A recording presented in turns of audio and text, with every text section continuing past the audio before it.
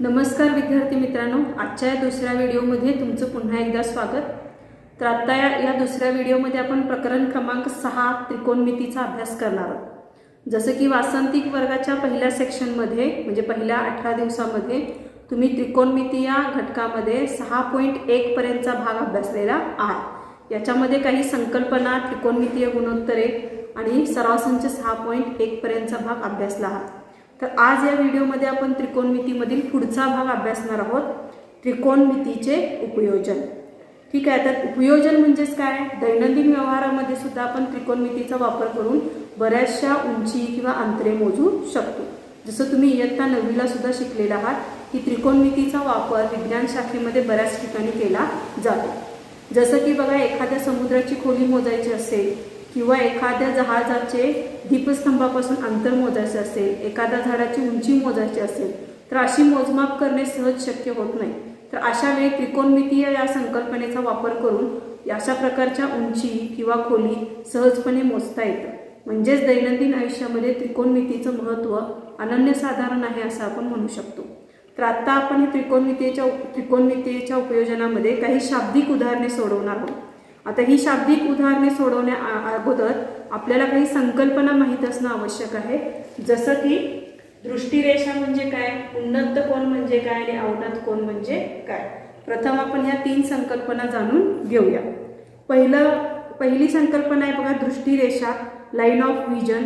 जसं आता बघा, बिंदू ए या ठिकाणी उभा असलेला निरीक्षक बिंदू बी कडे पाहत असेल तर ए बी ला दृष्टिरेषा असं म्हणतात। जसं की तुम्ही या आकृतीमध्ये पाहत आहात स्क्रीनवरती, जे आता ए बी ही जी रेषा आहे ती ए बी ही रेषा म्हणजेच काय असते, दृष्टिरेषा असते। ठीक आहे, म्हणजे क्षितिज समांतर रेषेला व्यक्ती उभा आहे म्हणजे जमिनीवरती उभा आहे आणि तो बी कडे पाहत आहे म्हणजे क्षितिज समांतर रेषेच्या वरच्या बाजूला पाहत आहे, ए बी कडे पाहत आहे। तर तो ज्या दिशेला पाहत आहे त्या दिशेला आपण दृष्टिरेषा असं म्हणणार आहोत। आता एखादा व्यक्ती क्षितिज समांतर रेषेवरती उभा आहे आणि तो बी कडे पाहत आहे किंवा क्षितिज समांतर रेषेच्या वरच्या बाजूला पाहत आहे किंवा क्षितिज समांतर रेषेच्या खालच्या बाजूला पाहत आहे। यावरून आकृतीमध्ये 2 कोन तयार होतात, एकाला उन्नत कोन आणि दुसऱ्याला अवनत कोन असं म्हटलं जातं। जसं की आता उन्नत कोन कधी होतो, तर बघा ह्या आकृतीमध्ये दिसत आहे क्षितिज समांतर रेषेला उभा असणारा ए या ठिकाणी उभा असणारा व्यक्ती बी कडे पाहत आहे म्हणजे ए बी ही काय झाली, दृष्टिरेषा झाली। एम हे काय झालं, क्षितिज समांतर रेषा झालं। आता ती व्यक्ती ए बी कडे पाहत आहे म्हणजे क्षितिज समांतर रेषेच्या वरच्या बाजूला पाहत आहे म्हणजे ए बी ही रेषा एमच्या वरच्या बाजूला आहे। मग अशा वेळी दृष्टिरेषा जर क्षितिज समांतर रेषेच्या वरच्या बाजूला असेल तर तयार होणारा कोन हा उन्नत कोन असतो। म्हणजे आकृतीमधला कोन BAM हा उन्नत कोन आहे, कारण दृष्टिरेषा ही क्षितिज समांतर रेषेच्या वरच्या बाजूला आहे। तर अशा वेळी हा उन्नत कोन होतो। तर आता पुढचा भाग आहे बघा, अवनत कोन। जसं की आता आकृतीमध्ये बघा, आता क्षितिज समांतर रेषेवरती उभा असणारा व्यक्ती, ए या ठिकाणी उभा असणारा व्यक्ती क्षितिज समांतर रेषेच्या खालच्या दिशेने पाहत असेल तर तयार होणारा कोन हा काय असतो, अवनत कोन असतो। जसं की आकृतीमध्ये बघा, AM ही क्षितिज समांतर रेषा आहे, ए या ठिकाणी तो व्यक्ती उभा आहे आणि सी कडे पाहत आहे म्हणजे AC जी रेषा आहे ती इथं दृष्टिरेषा आहे आणि ही AC ही दृष्टिरेषा क्षितिज समांतर रेषेच्या खालच्या बाजूला आहे। म्हणजे दृष्टिरेषा क्षितिज समांतर रेषेच्या खालच्या बाजूला असेल तर तो कोन अवनत कोन होतो। म्हणजेच कोन MAC हा अवनत कोन आहे। म्हणजे थोडक्यात आपण असं लक्षात ठेवू शकतो की जेव्हा आपण क्षितिज समांतर रेषेच्या वरच्या दिशेला पाहतो तेव्हा होणारा कोन हा उन्नत कोन असतो आणि जेव्हा आपण क्षितिज समांतर रेषेच्या खालच्या दिशेने पाहतो त्यावेळी होणारा कोन हा अवनत कोन असतो। या संकल्पनेचा आधार घेऊन आता आपण काही शाब्दिक उदाहरणे सोडवणार आहोत। सराव संच 6.2 मधील प्रश्न पहिला आहे बघा, एक व्यक्ती एका चर्चपासून 80 मीटर अंतरावरती उभी आहे। त्या व्यक्तीने चर्चच्या छताकडे पाहिले असता 45 अंश मापाचा उन्नत कोन होतो, तर चर्चची उंची किती? आता या प्रश्नावरून आपण आकृती काढून घेतलेली आहे बघा। आता बी ही क्षितिज रेषा आहे असं समजूया आपण आणि व्यक्ती सी या बिंदूजवळ उभा आहे आणि ती चर्चच्या छताकडे बघत आहे म्हणजे ए कडे पाहत आहे। आणि त्यांनी प्रश्नामध्येच दिले की तयार होणारा कोन हा उन्नत कोन असतो, म्हणजे ACB हा उन्नत कोन आहे ज्याचं माप त्यांनी 45 अंश दिलेलं आहे. आणखीन काय माहिती दिलेलं आहे याच्यामध्ये की व्यक्तीचं चर्च पासूनचं अंतर 80 मीटर आहे, म्हणजे BCचं अंतर किती आहे 80 मीटर आहे. ठीक आहे, आता आपण उदाहरण सोडवूया. बघा आता BC ही काय आहे, क्षितिज समांतर रेषा आहे.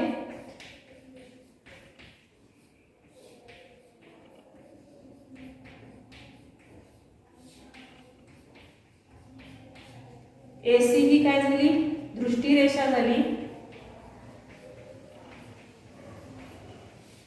त्यानंतर कोन ACB हा काय झाला, उन्नत कोन आहे आणि ज्याचं माप किती दिले 45 अंश दिलेलं आहे. ठीक आहे, आता त्रिकोण ABC हा कुठल्या प्रकारचा त्रिकोण आहे, काटकोन त्रिकोण आहे.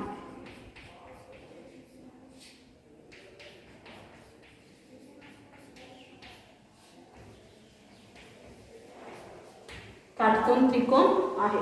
मग काटकोन त्रिकोण असेल तर एक कोन आपल्याला माहित आहे किती आहे 45 अंशाचा, म्हणजे तो tan 45 ची किंमत आपल्याला काढावी लागेल. किंवा बघा मग आपण काय करणार आहोत, tan 45 अंश बरोबर, मग tan 45 अंशची किंमत काढताना सूत्रानुसार tan ची किंमत काय आहे, कोनालगतची बाजू कोनासमोरील बाजूचे कोनालगतची बाजू.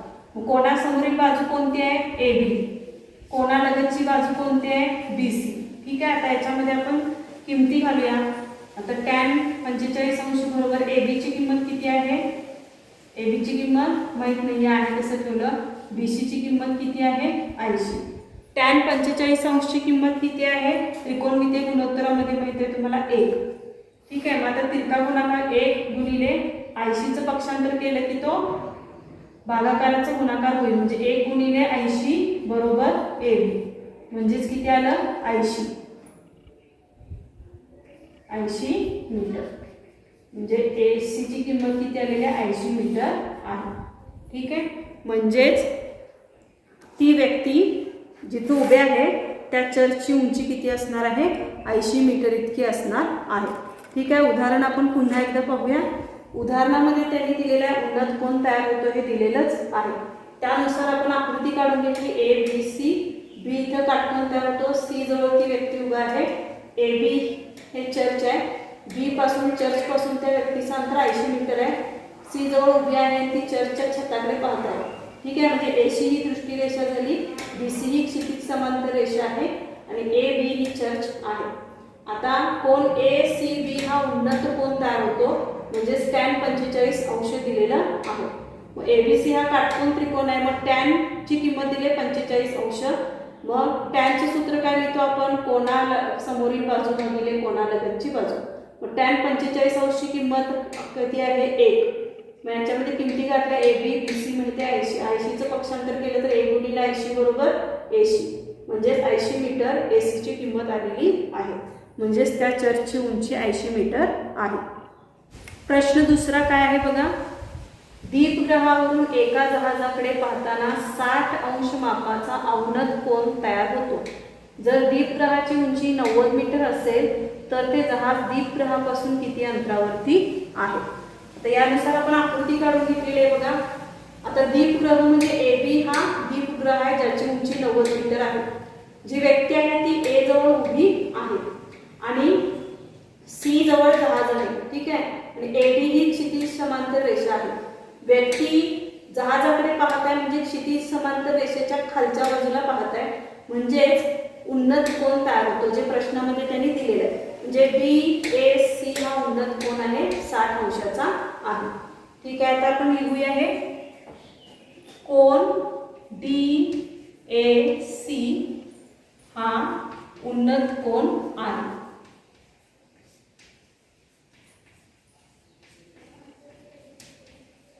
आणखीन काय काय माहिती आहे, मग कोन DAC बरोबर 60 अंशाचा आहे हे आपल्याला माहित आहे. तसंच AB ची उंची किती दिलेली आहे 90 मीटर दिलेली आहे हेही आपल्याला माहित आहे. ठीक आहे, जर आता कोन DAC एकरूप कोन हे दोन्हीही कसे आहेत, व्युत्क्रम कोन आहेत. व्युत्क्रम कोन आहेत म्हणून एकरूप झाले. बघा DAC जवळ उन्नत कोन तयार होतो 60 अंशाचा होईल. मग DAC आणि ACB म्हणजे त्या एकाच रेषेच्या उजवीकडे आणि डावीकडे बाजूला जर कोन असतील तर अशा प्रकारच्या कोनांची जोडी एकरूप असते, ज्याला आपण व्युत्क्रम कोन असं म्हणतो, जे तुम्ही इयत्ता 8वीला शिकलाय. मग A आणि C व्युत्क्रम कोन असल्यामुळे दोघांचीही माप समान झाली. म्हणजे आता ACB सुद्धा किती आहे, 60 अंशाचा आहे. ठीक आहे. तर त्रिकोण ABC किती अंशाचा आहे, त्रिकोण ABC हा काय आहे, काटकोन आहे.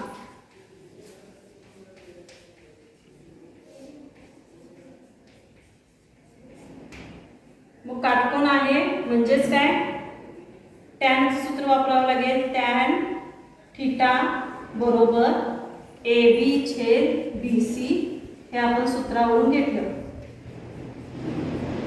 आता टॅनचं सूत्र माहिती आहे तुम्हाला, कोनासमोरील बाजू भागिले कोनालगतची बाजू. पण टॅन थीटा दिलेला आहे किती आहे, 60 अंशाचा आहे. AB ची किंमत दिली 90 आणि BC ची किंमत आपल्याला काढायची आहे. ठीक आहे. आता बघा 60 अंश BC ची किंमत दिलेली आहे. मग टॅन 60 अंश टॅन थीटा म्हणजेच ती किंमत किती येणार आहे, टॅन 60 अंशाची किंमत किती येणार आहे, वर्गमुळात 3. टॅन 60 अंश म्हणजेच वर्गमुळात 3 बरोबर 90 गुणिले BC. 90 गुणिले BC. आता पक्षांतर करूया आपण याचं. आता पक्षांतर केल्यानंतर काय होणार आहे बघा, BC ला जर मी इकडे घेतलं BC ला तर 90 आणि वर्गमुळात 3 आणि ह्या वर्गमुळात 3 काय आला इकडे आला, 90 छेद वर्गमुळात 3. ठीक आहे. मग वर्गमुळात 3 जे आलेला आहे 90 छेद वर्गमुळात 3, हे वर्गमुळात 3 घालवण्यासाठी आपण काय करूया की अंशाला आणि छेदाला वर्गमुळात 3 न गुणूया.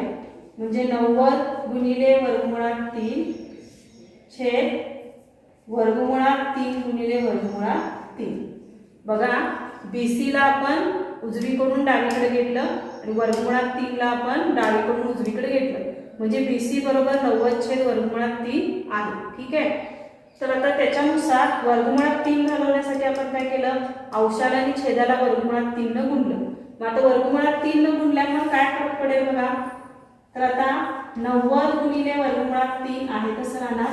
वर्गमुळात 3 गुणिले वर्गमुळात 3 म्हणजेच हा वर्गमुळात 9 आहे. मग आता 90 गुणिले वर्गमुळात 3 आहे तसा ठेवला. 9चं वर्गमूळ किती निघतं, 3. ठीक आहे. आता 3 न 90 ला काय करायचं आहे, भागायचं आहे. 3 त्रिक 9 म्हणजे हे उत्तर येईल 30 गुणिले वर्गमुळात 3 म्हणजेच 30 वर्गमुळात 3. ठीक आहे. म्हणजे हे उत्तर किती आलेलं आहे, 30 गुणिले 30 वर्गमुळात 3. आता वर्गमुळात 3 ची किंमत त्यांनी प्रश्नामध्ये दिलेली आहे. वर्गमुळात 3 ची किंमत 1.73 घ्या असं म्हटलेलं आहे.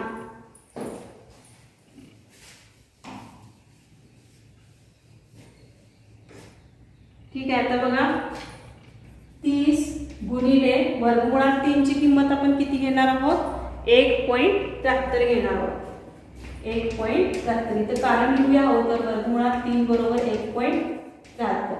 मग आता हा गुणाकार करूया आपण. 1.73 गुणिले 30. 3 त्रिक 9, 3 असते 21, 3 एके 3 आणि 2 5.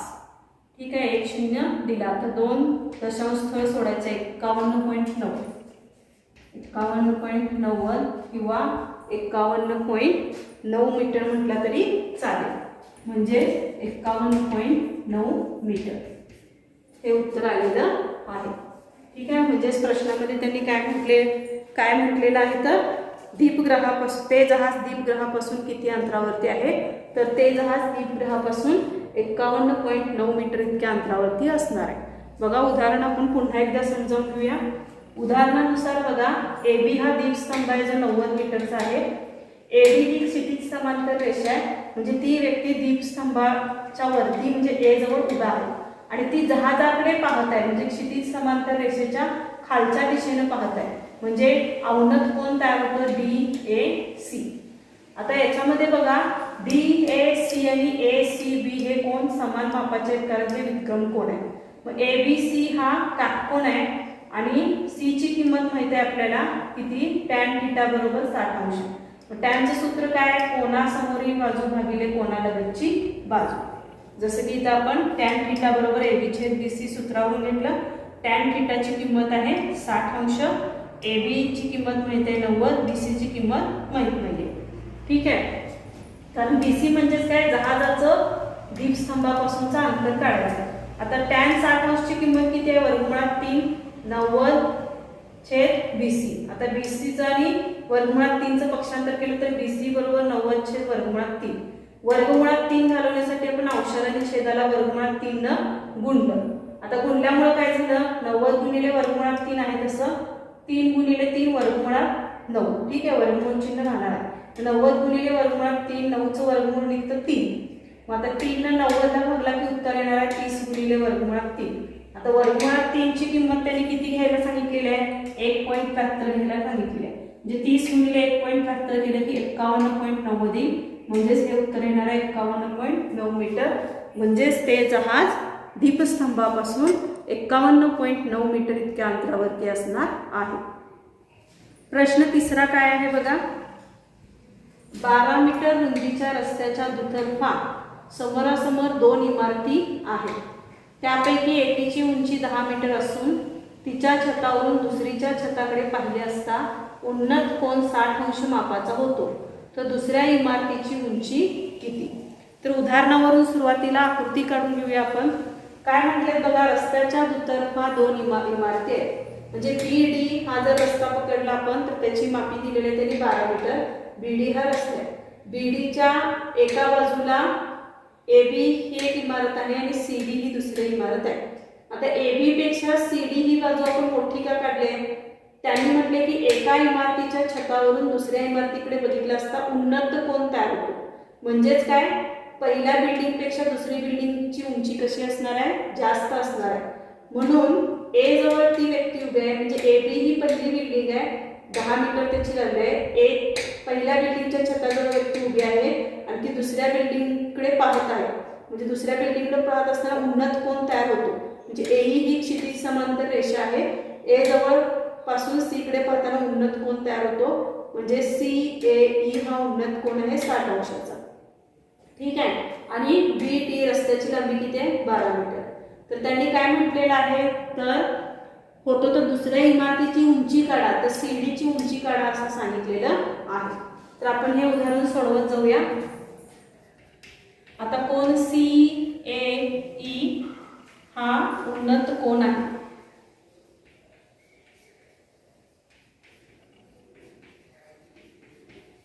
आणि त्याचं माप किती आहे, कोन CAE बरोबर किती आहे, 60 अंश. ठीक आहे, आता AB ची किंमत किती आहे, 10 मीटर आणि BD ची किंमत किती आहे, 12 मीटर.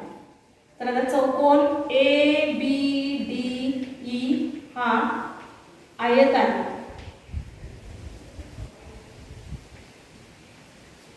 ठीक आहे, मग आयत असेल तर आयताच्या गुणधर्मानुसार काय म्हणा. आता आयत आहे हे कशावरून ठरवलं आपण, AB ही 10 मीटर आहे आणि BD ही 12 मीटर आहे. म्हणजे एक लांबी आणि एक रुंदी दिली आणि लांबी आणि रुंदी वेगवेगळ्या आहेत, म्हणजेच तो आयत आहे हे आपण त्याच्यावरून ठरवलं.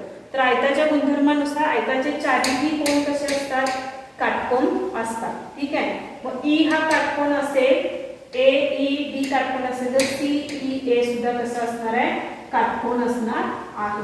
ठीक आहे, तर आता बघा AB बरोबर ED बरोबर 10 मीटर आणि दुसरा आहे बघा AE बरोबर BD बरोबर 12 मीटर. आता हे दोन्ही विधान कशावरून घेतलं, आयताच्या सम्मुख बाजू.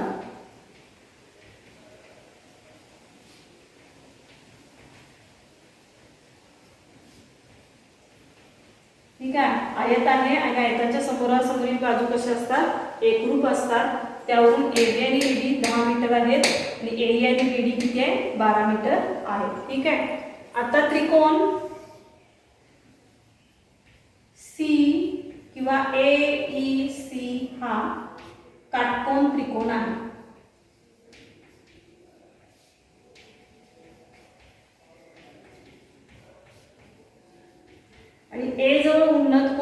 झालेला आहे तो उन्नत कोन किती आहे 60 अंशाचा आहे आणि AEC जर काटकोन त्रिकोण असेल तर tan 60 अंश बरोबर किती येणार आहे tan किंवा tan थीटा बरोबर किती किंमत येणार आहे कोना समोरील बाजू ठीक आहे A च्या कोना समोरील बाजू कोणती आहे CE आणि कोना लगतची बाजू कोणती आहे AE ठीक आहे हे कशावरून घेतलं सूत्रानुसार घेतलं tan थीटा म्हणजे A ची थीटाची किंमत किती आहे 60 अंश CE ची किंमत माहित आहे का आपल्याला CE ची किंमत माहित नाही आहे ठीक आहे भागिले AE ची किंमत माहित आहे का AE ची किंमत माहित आहे आपल्याला 12 सेंटीमीटर आहे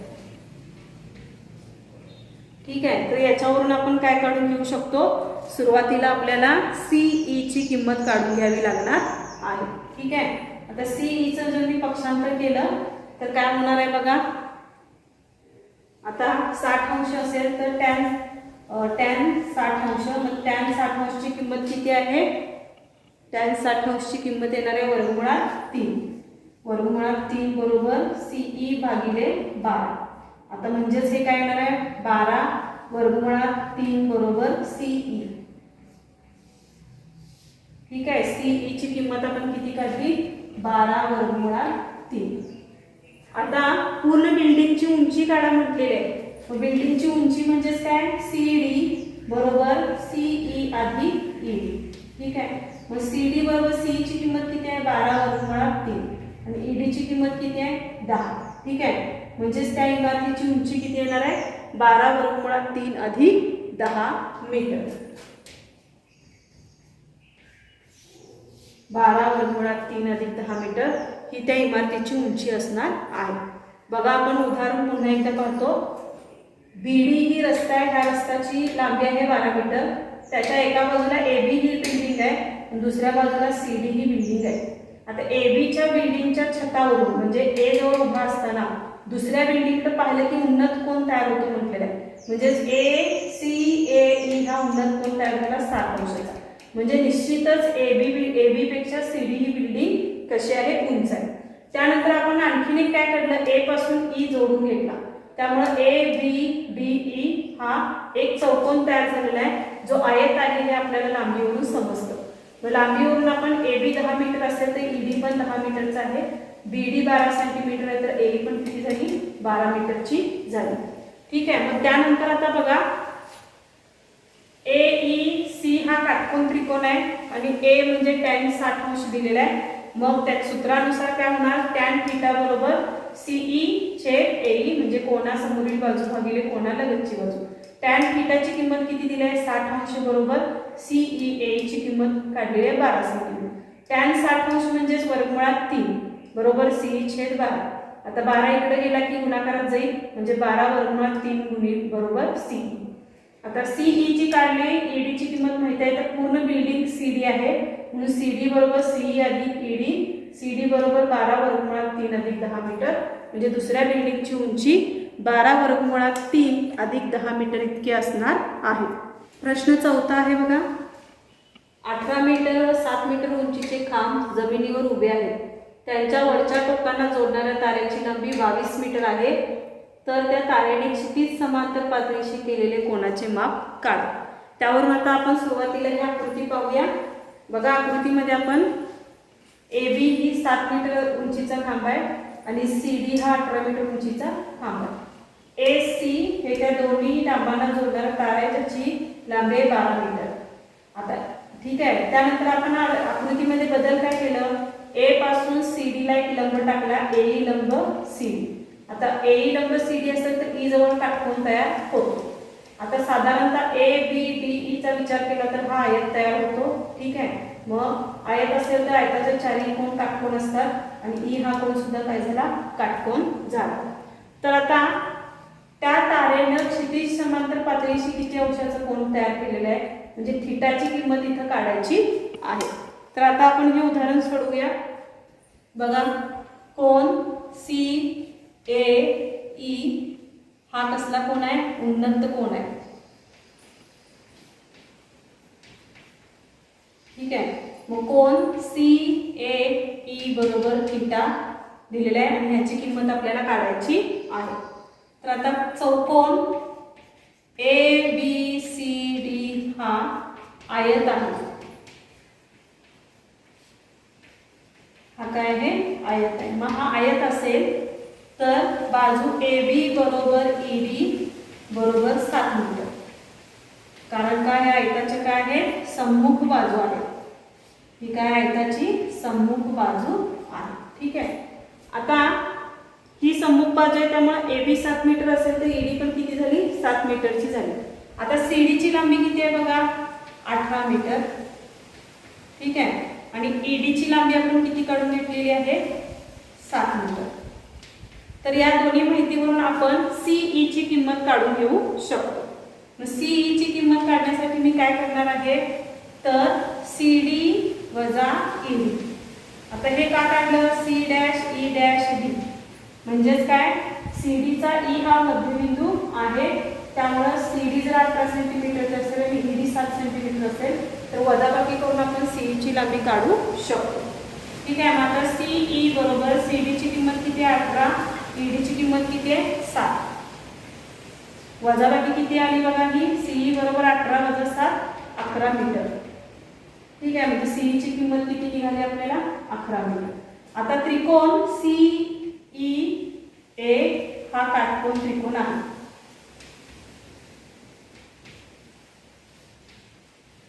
हा काटकोन त्रिकोण आहे। ठीक आहे। मग टॅन थीटाची किंमत, टॅन थीटा म्हणजे आता काय येणार? कोनासमोरील बाजू भागिले कोनालगतची बाजू। आता टॅन थीटा कोनासमोरील बाजू कुठली आहे? CE भागिले कोनालगतची बाजू घेणार आहोत आपण AC। ठीक आहे। आता टॅन थीटा आपल्याला माहितच नाही, तो काढायचा आहे म्हणून आहे तसा ठेवला। CE ची किंमत किती आहे बघा? 11 आणि AC ची किंमत किती आहे?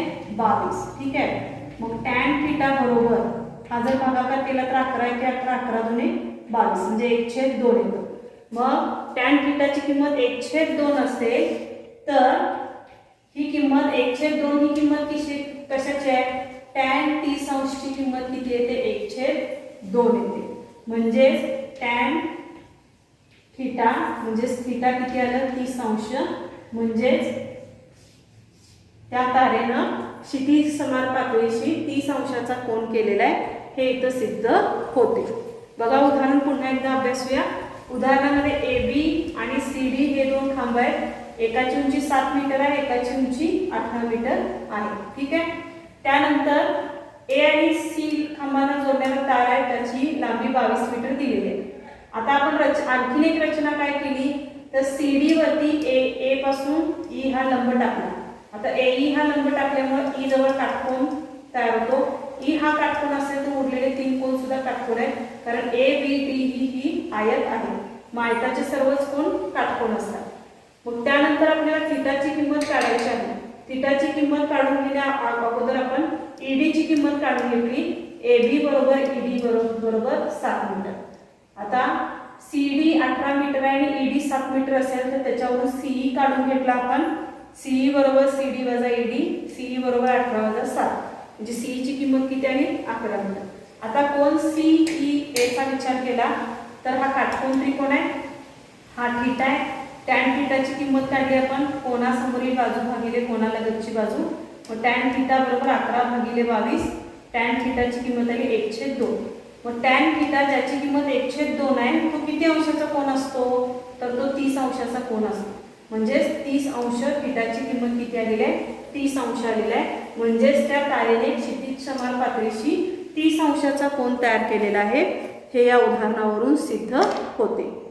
तर विद्यार्थी मित्रांनो, अशा पद्धतीने आपण आजच्या या दुसऱ्या व्हिडिओमध्ये सराव संच 6.2 हा भाग संपवलेला आहे। राहिलेला जो प्रश्न 5वा आणि 6वा आहे त्याचा सराव तुम्ही घरी करायचा आहे।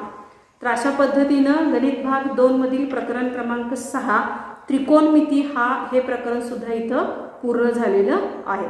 तर विद्यार्थी मित्रांनो, अशा पद्धतीनं वासंतिक वर्गाच्या या 36 दिवसाच्या पिरियडमध्ये आपण गणित भाग 1 आणि गणित भाग 2 मधील जवळजवळ सर्वच प्रकरणांचा अभ्यासक्रम पूर्ण केलेला आहे। आता राहिलेल्या वेळेमध्ये तुम्ही एक तुमचं स्वतःचं असं टाइम टेबल तयार करायचं आणि त्याच्यामध्ये तुम्ही गणित भाग 1 आणि गणित भाग 2चा सराव करत राहायचा आहे। तर इयत्ता 10वी साठी मी तुम्हाला शुभेच्छा देते। आणि इथं थांबते. धन्यवाद.